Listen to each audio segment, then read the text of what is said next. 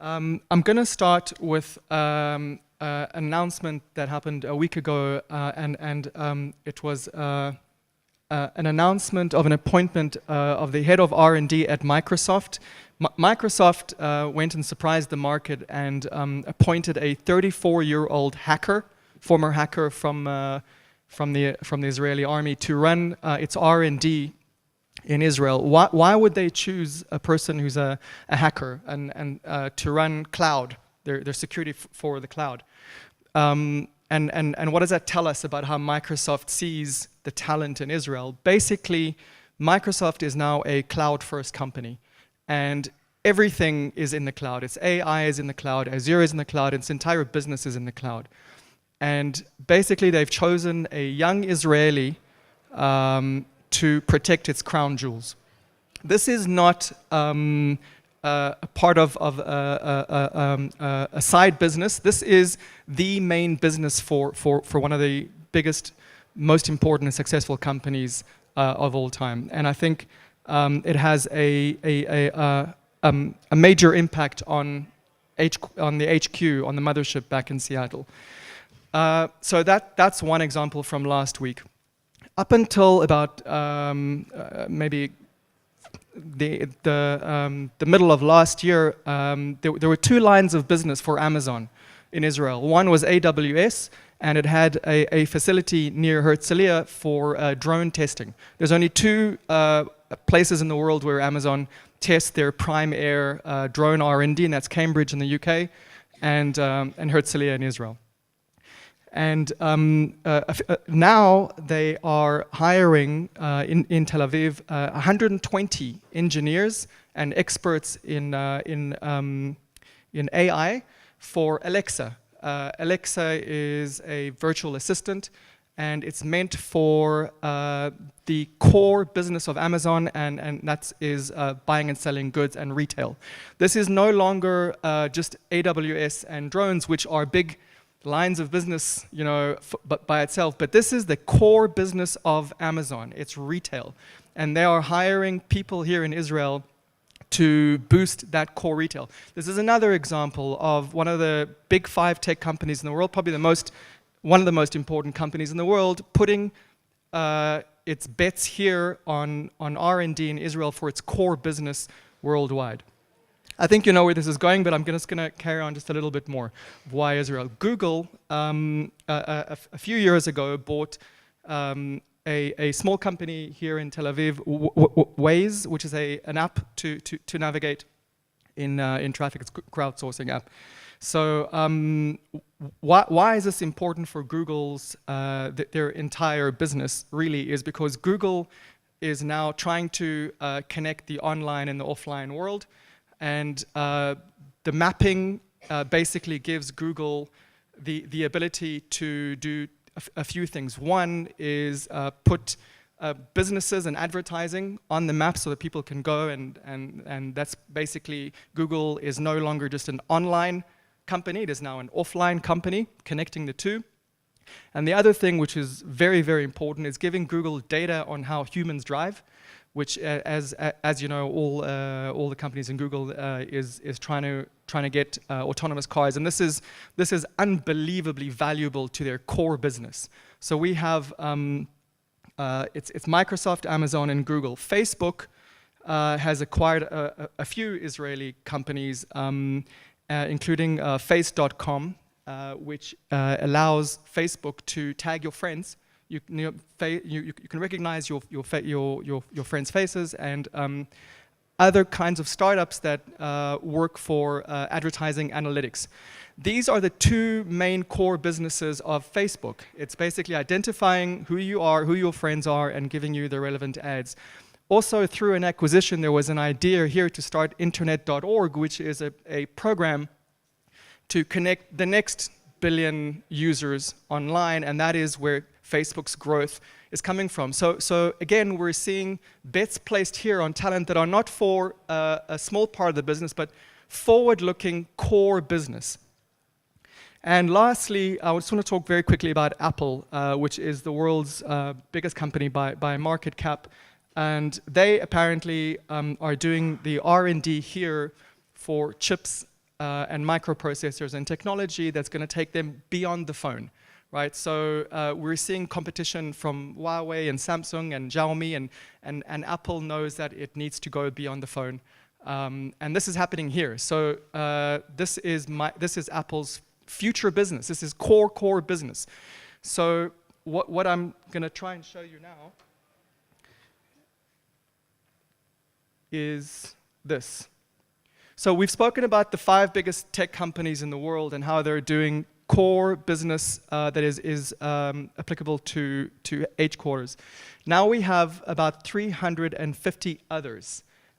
More are coming, and we provide through our organization. It's an NGO, it's a non-profit. We provide a kind of a highway for these R&D people and for the corporates, multinationals to come to Israel to connect with the talent here, and then we also find the talent here and connect them to the companies abroad.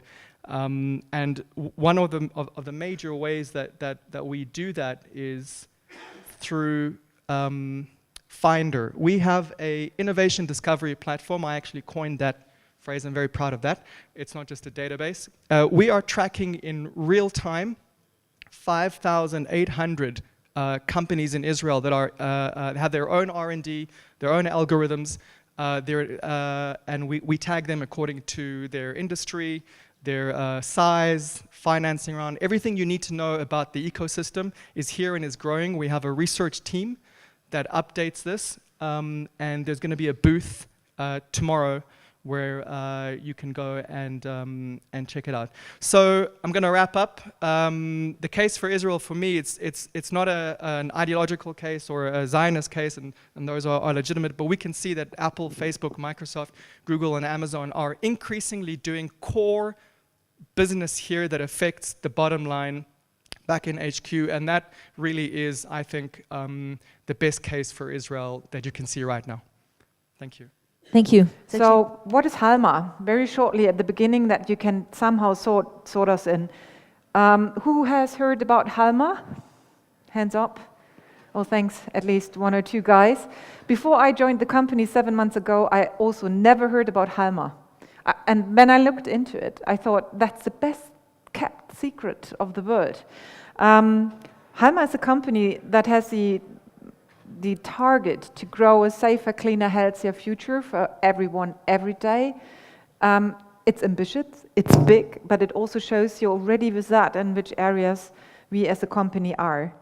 So we have nearly 6,000 employees, we have 50 businesses, we have nearly 1 billion in revenues, we are in the FTSE 100 in UK, and in the last 10 years we did 26 acquisitions, and that is around about a value invested of 600 million. So it's significant. And what we see out there is there's, on the one hand, there's technology. You all know this, and don't worry, I don't go into that deeply. But on the one hand, there's technology development, and I hope some of you joined Shai's speech earlier that morning, which is not up in 5 or 10 years. If you come to Israel or Silicon Valley, the topic of artificial intelligence, quantum computing, and so on and so forth, it's here, it's now, it's there. So it's something we have to have a look at and we have to deal with. On the other side, there are some global challenges we have to solve. And yes, as Hama, we don't want to solve all of them. But if you look at it, then creating that cleaner, healthier, safer future is at least solving some of it. So what Hama does is in these 3 areas, technology, devices, it may be sensors or cameras, in the medical area, in safety, and in environmental. I joined Hama 7 months ago because this company is really good in hardware, and how to get them now on a more innovative and digital, so to say, journey. And doing this, we added to the core strategy, and that's what you see in that inner circle, the core strategy where we are really good at. The last 30 years we have tremendous constant growth in profit. So the core is successful, but just think about if hardware, and we have a lot of hardware, is commoditized. So what happens then to our revenues and to our profits? And so having that successful core, we will go on selling these nice devices. For example, doctors, ophthalmologists use in their shop or in the hospitals, or where we do analytics of water, or we use cameras. We will go on selling this, but we add to this two things. One is something we call convergence growth. That means we look for partners and technologies. If we would add, and if we are adding together, we can develop together something new. Could be a new technology, but mainly it would maybe be new business models. So that's why we have to look outside and find partners. Another part of that strategy we just developed is we want to grow also based on very disruptive digital business models. You might now say, oh, why you are doing this? I truly believe we have to take care also of disruptive things because it will happen.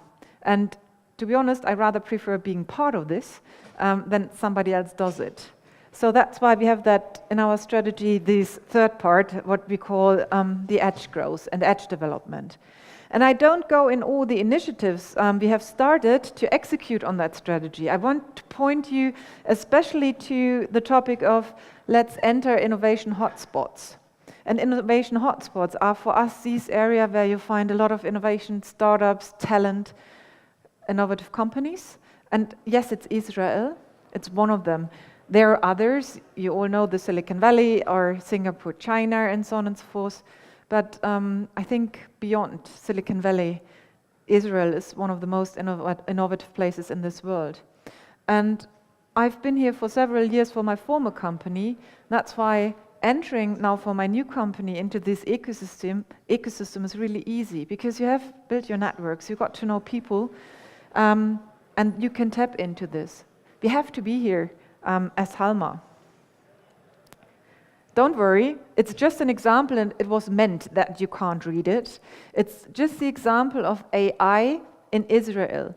And I can identify portfolio companies very easily. okay, Lali, how many portfolio companies are on it? I would imagine 25. Okay, so from our crowd, 25 portfolio companies are on this, and I think it's, if you counted, 200 companies.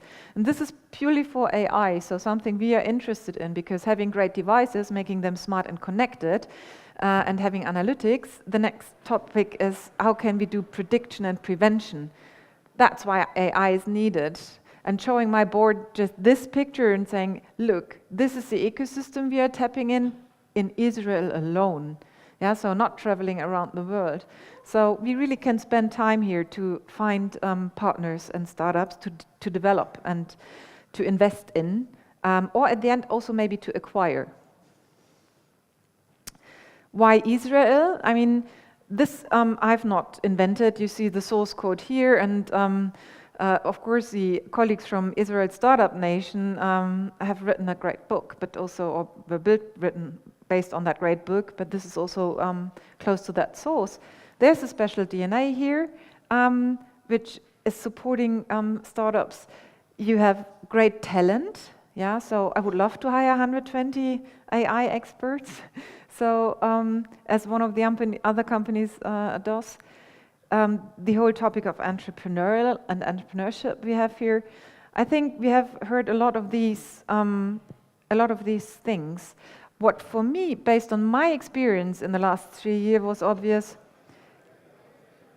There are two factors really driving also great innovation, and one is definitely academia and the universities and what's developed here, and the other thing is also based on what happens in the army. So a lot of startups come from people who served and then made their startups later and using what they have developed and learned. So the topic beside AI, which is important for us, getting our devices more smart and connected, is cybersecurity. Obviously, yeah. So the more data you are gathering and shipping around and doing something with it, the whole topic of security gets important. And I think, lucky us, again, Israel, beside AI, is a good place for cybersecurity. So that's another area we are looking at. And we are getting, again, as Hama, part of that great ecosystem. Because not just being here at the conference with a little Hama delegation, we have together 4 or 5 people, we are partnering with our crowd, because for us, and knowing them from my previous job, this is of utmost help to enter for us this market, and building and creating the network further, but also exposing other people from Hama coming here regularly to that kind of culture and that kind of startups, companies, what we have here. It's not just about coming here and looking, okay, we want to invest here and buy that and cooperate there. I think there's a lot to learn for our companies and for our leadership team and for people also within Hama. So this is something where we will work together with our crowd, and I'm happy so to say that a cooperation even now with my new company goes on. And I can highly recommend it. It's top of the marketing part. So I thank you. No, very shortly, I forgot that. I still have a minute, haven't I? Okay. So so maybe that bought me time. So of course we can offer something for startups and companies, and that's we are on 4 continents. We have all these nice technology and products where software and AI companies directly can connect with us and dive in doing great stuff. We are in 20 countries and we sell in over 100. We have money to invest, as you have seen earlier. When we invest, it's strategic investment. It must be a win for the startup and for us. And we are more than happy and very fast in defining proof of concepts. So now that's it. Thanks for the additional minute. My name is Miki Chasnik, and I'm leading Intuit today in Israel. And a quick recap, Intuit first presence in Israel started at 2014, about 3.5 years ago. Intuit, a giant fintech focus on the US, but going broadly globally to power prosperity around the world, has acquired here 2 small startups. One was the name of Czech, the other one was in the name of Portico. And it took Intuit about 2 years to declare Israel as a strategic development center. So actually, I've been through this journey of pitching about Israel. And this is not the first time, and probably not the last time, that the book will show here. So the first thing that I've done is went and read the book. Initially, very excited to read about Israeli success. We're all very proud and has a strong national identity.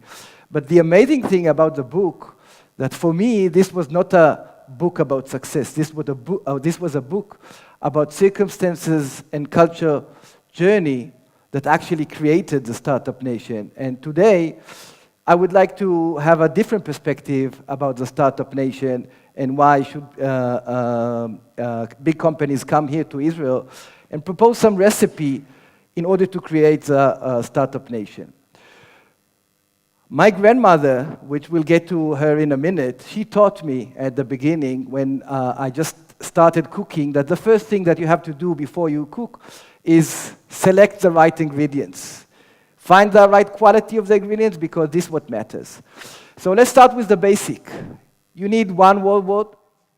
You need visionary leadership, people who dare to dream the impossible, and if you can find a new small-born country.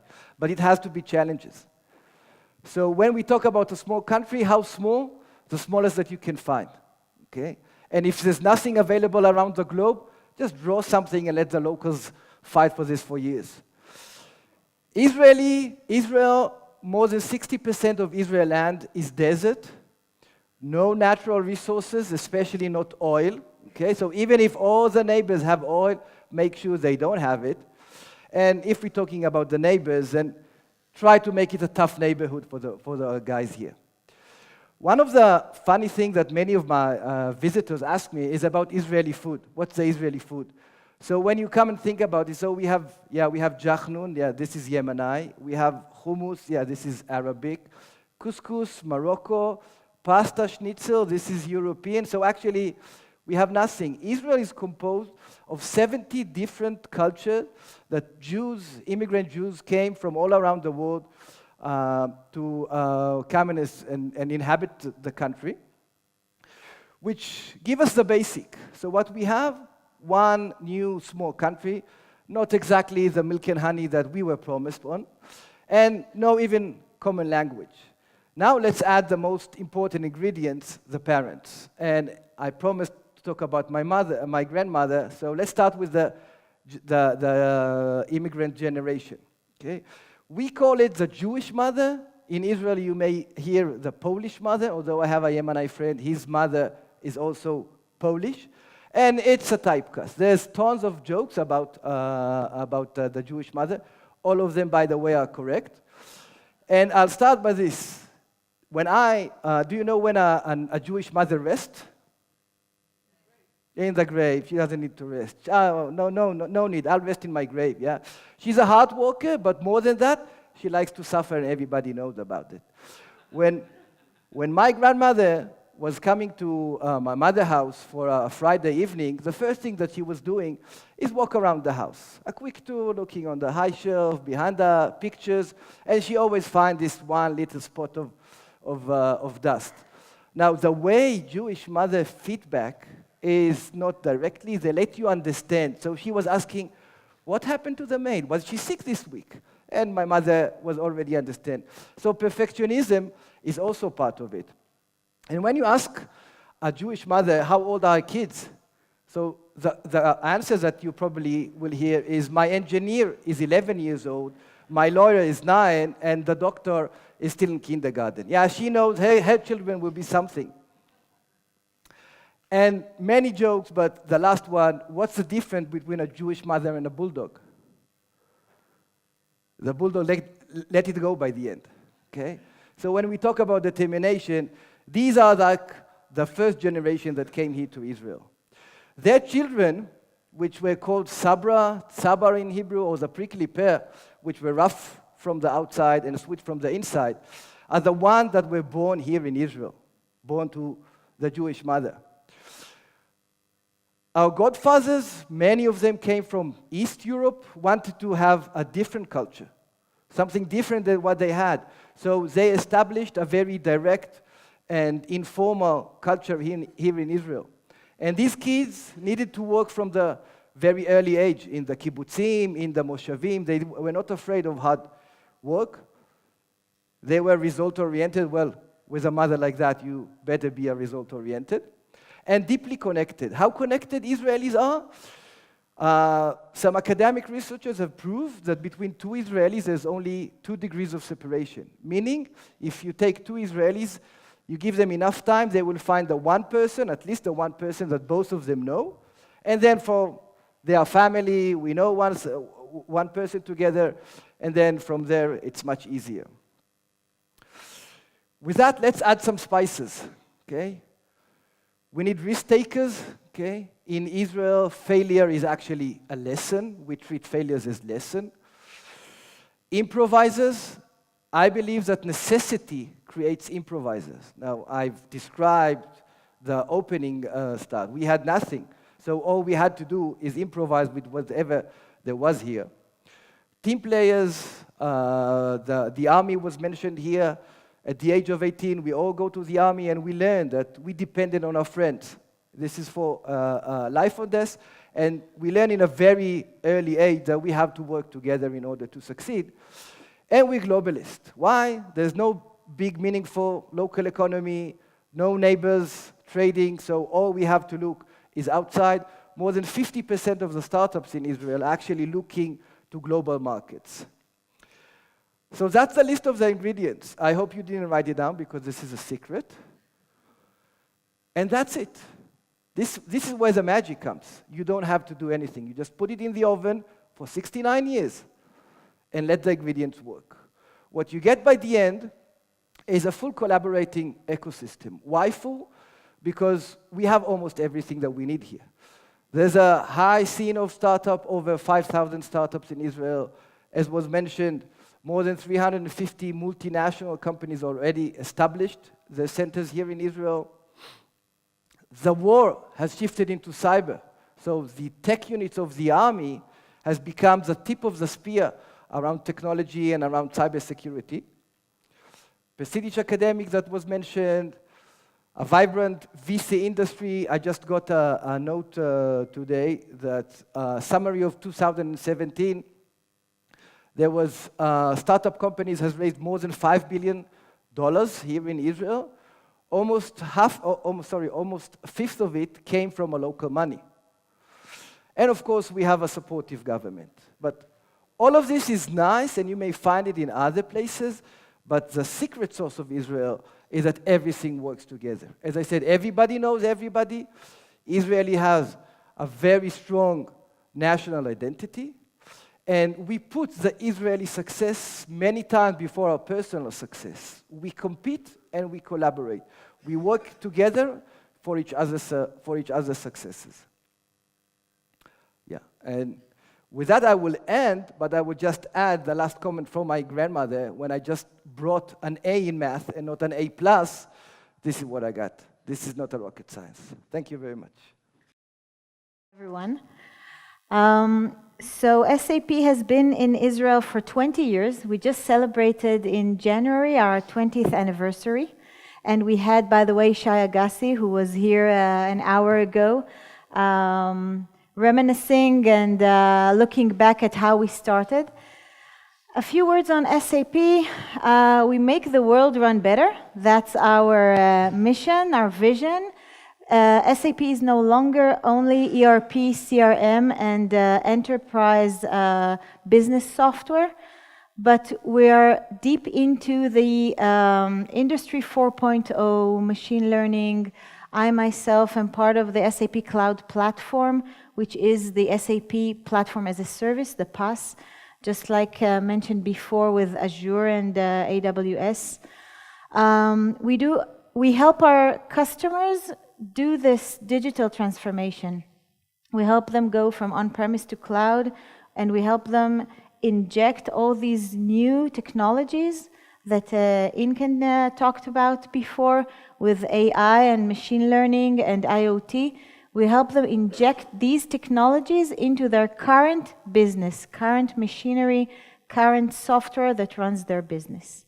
So that's in general. In the R&D Center has something around 700 developers. And what I want to talk to you today is why the R&D Center is much more than its 700 Java developers or computer vision developers, and what is our mission. So look at how we define the R&D Center mission in Israel, and that's actually the slides that I'm showing my employees for the past 3 years. It doesn't matter what exactly they develop. It doesn't matter exactly what product specifically now they work on, because their mission is to develop ideas into great enterprise products. So to do the whole way, SAP expects us in Israel to do all the way from ideation to enterprise software, to delivering the enterprise software. And we want to do basically only cloud products and technologies, so you don't see on-prem development, you don't see the legacy development in Israel. We are always at the cutting edge of the products. And look what I wrote here. It's leveraging Israel's ecosystem and injecting the startup nation spirit into everything we do. And I'm not sure that all R&D centers of multinational companies have this vision, but this is what we check ourselves that we're doing every day. So we want to do it differently, just like Israelis do it. We don't want to become Germans or Americans or Bulgarians. We want to be different, and we want to bring the outside in.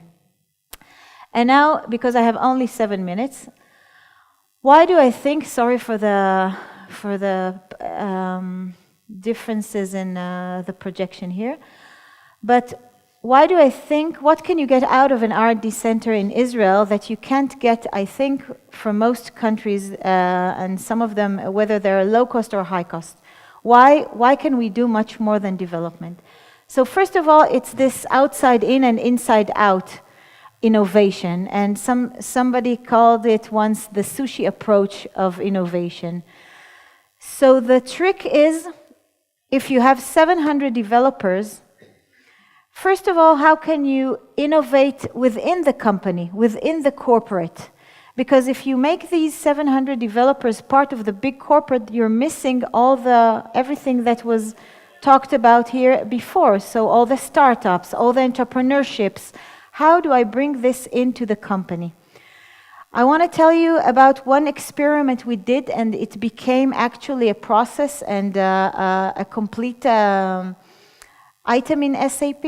We took a small team of entrepreneurs within the company. We did a hackathon, of course. And after we did a hackathon, we asked them, do you want to, the winning team, do you still want to invest in it? And they said yes. And then we took this team, put it in an accelerator in Tel Aviv, in the Junction Accelerator. And I asked Johnny from the Junction back then, Johnny Sachs, who was part back then of Genesis, Johnny, please treat them, these guys, just as you would have treated any other startup. So they sat in the Junction in Tel Aviv while the development center is in Ra'anana. I completely isolated them from their friends. And I told them, run as if you are in an accelerator. Do get the mentorships that every team there gets.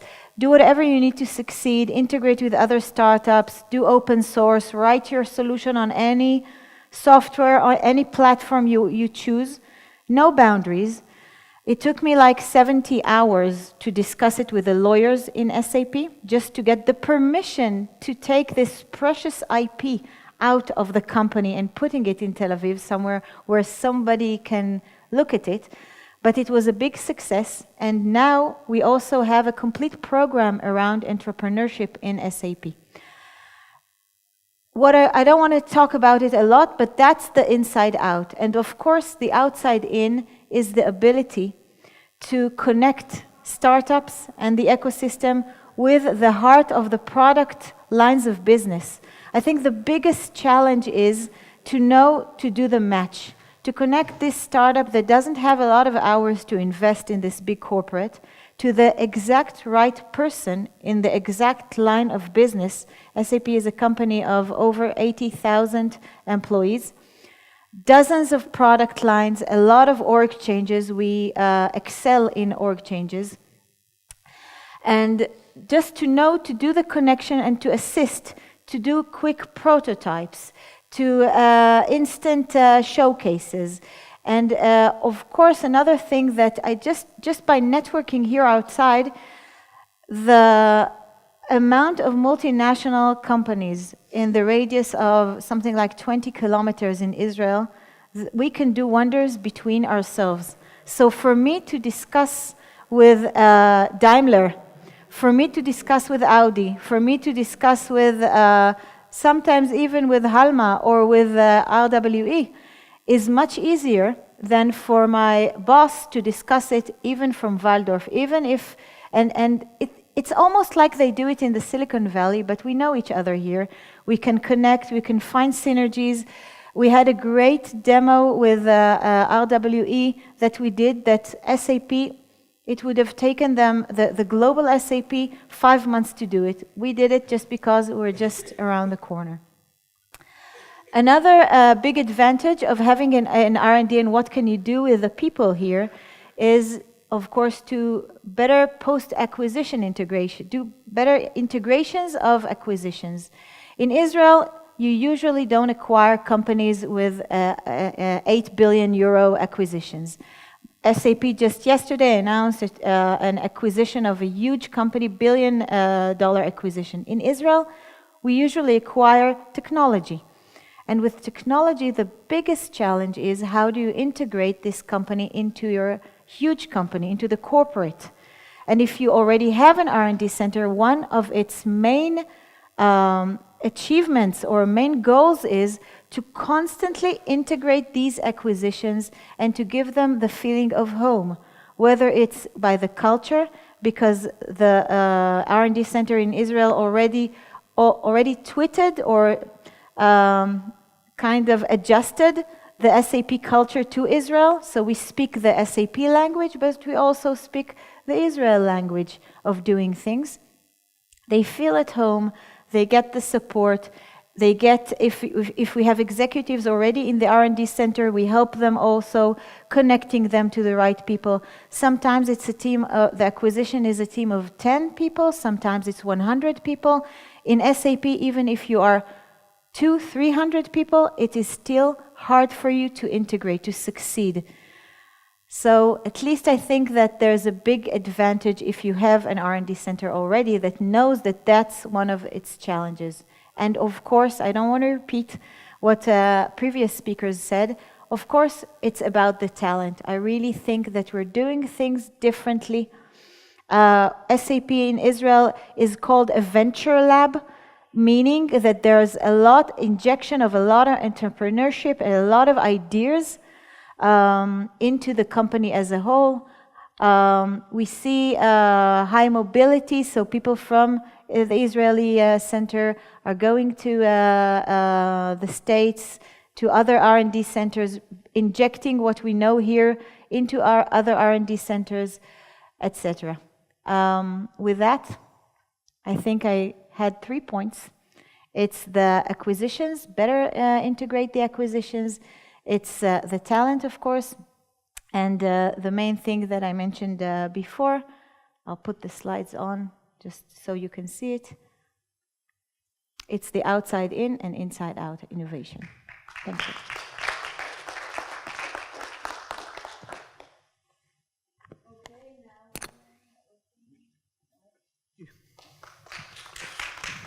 First, thank you for whoever made the slide. I just got promoted to head of ESSA, my whole continent, so thank you.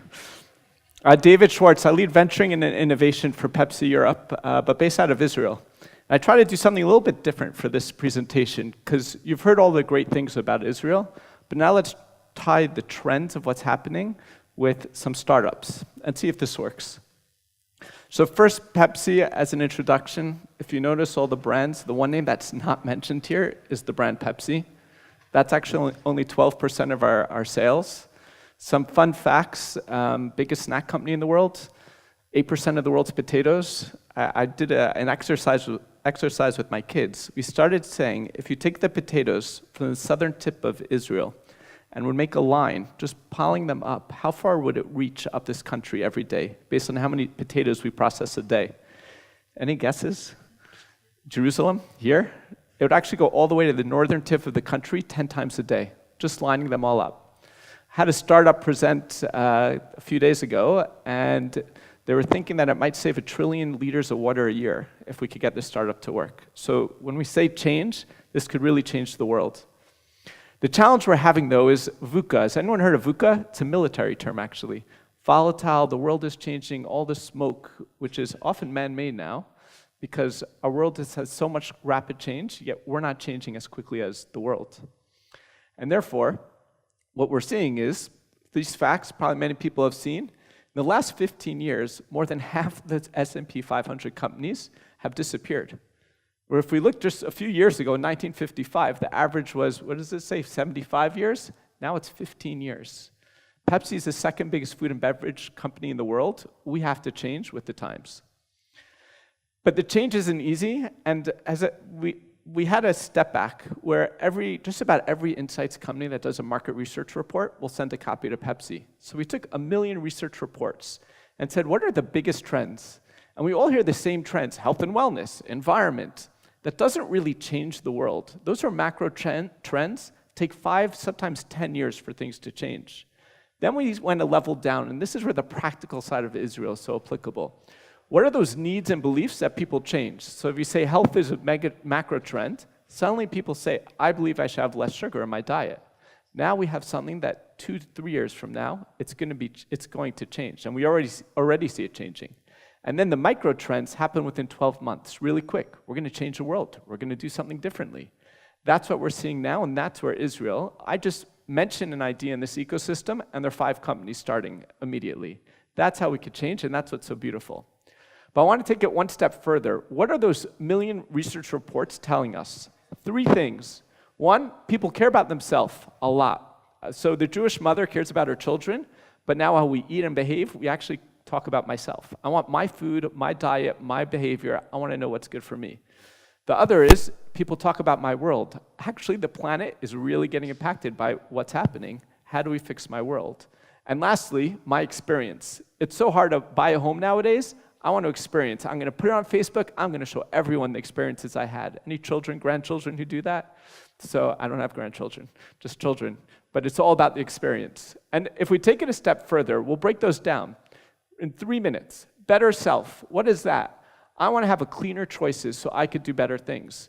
What I'm seeing here is in Israel, we have solutions against that. These aren't Pepsi relationships, just examples of things I've seen in the last few months. Water.io can help connect to know how much water is in a bottle. We have bottles here. In that bottle, how much water is there? So my grandparents or children, I could see if they're drinking enough water. For myself, when I'm running a marathon, Gatorade, Pepsi.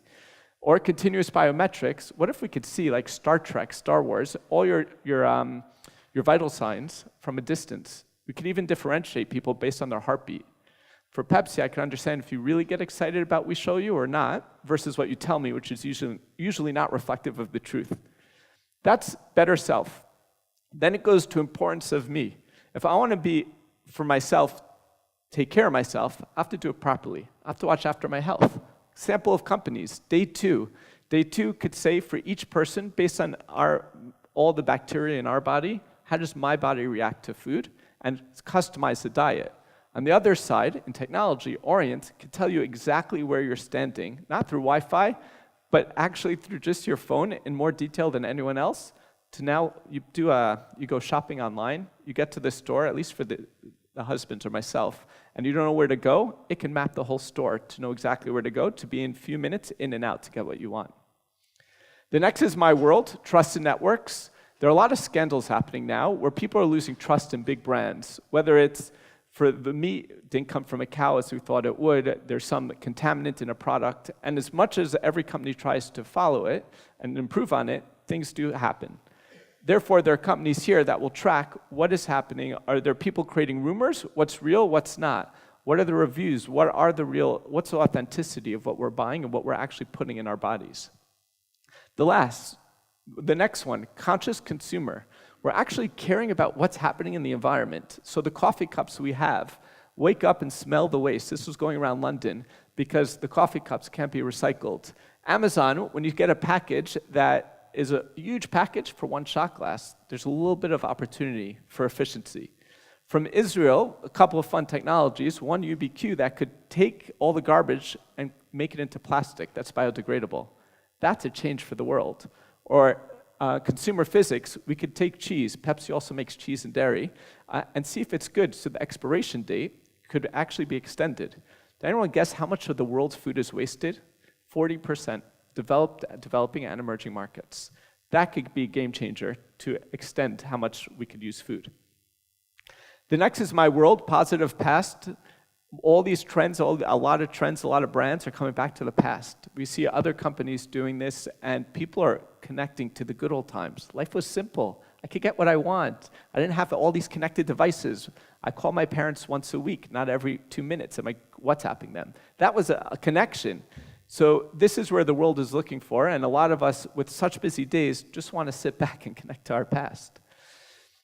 The next part is my experiences. This is where you saw a lot of today, seamless connectivity. Couple examples. We have Quick. This, you could press a button like Amazon Dash, have the product delivered.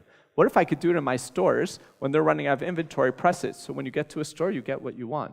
Or Nura, that could connect all the smart devices to know who your friends are, who your family is, and who your work colleagues are, because every time your phone is near someone else's or interacts, it knows who your network of friends are and how close you are, how often you get together. If I take these together, and the experience economy is the last one, everyone's so worried about their health and so concerned, there's a counter response of, I want to just enjoy a little, I want to experience. These extra flavors, extra sugar, extra tastes, all touching my mouth, excite people, but now there are brands that can make it permissible as well. Dumatok is a sugar replacement company. What if I could have all that flavor and give my kids a lollipop, but without the challenges of sugar? Or Yofix, what if I could take, instead of dairy, take some vegetables and make the yogurts that are so tasty? This is where the world's changing. With each of these trends, there are micro changes happening, and we, Pepsi, are seeing new brands, new products coming. Israel has the ecosystem that you saw that pulls it together. And the hope is what worked with our executives, being able to show the trends at the highest level and saying all the way down to what are the products and innovations that could change how we live today. And those are a lot of the products you'll see in the market. Even a few weeks ago we launched. So if I sum it up, VUCA is a reality. The world is changing. It is changing so fast, as we heard this morning. We have to keep up pace. Consumers are in control now more than ever. It's no longer the day of the big brands. It's the day of the smaller brands, and they make the choices on social media.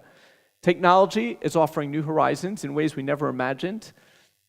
Sustainability, that's the ticket to the future for our children and grandchildren. Coming back to the water, if we could save 1 trillion liters of water, that's changing the world. And lastly, Israel is the ecosystem that's ripe for these solutions. So I hope this brings it all together from our first presentation, going to this Israeli ecosystem has a lot to offer, taking it all the way to the trends and how these are the solutions found in Israel that bring it to life. Thank you so much.